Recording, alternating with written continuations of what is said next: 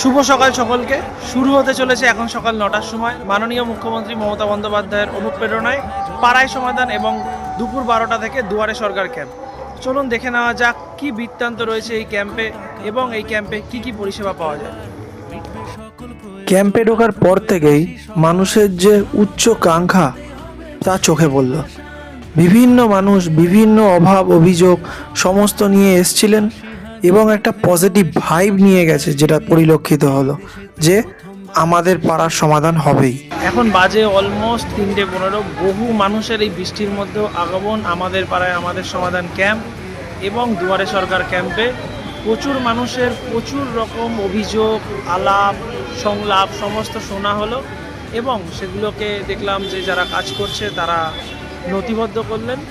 ব্যাস, আজকের মতো এইখানেই অ্যাজ এ আমাদের পাড়ায় আমাদের সমাধান ভলেন্টিয়ার ডিউটি এন্ড। আমার সোনাটা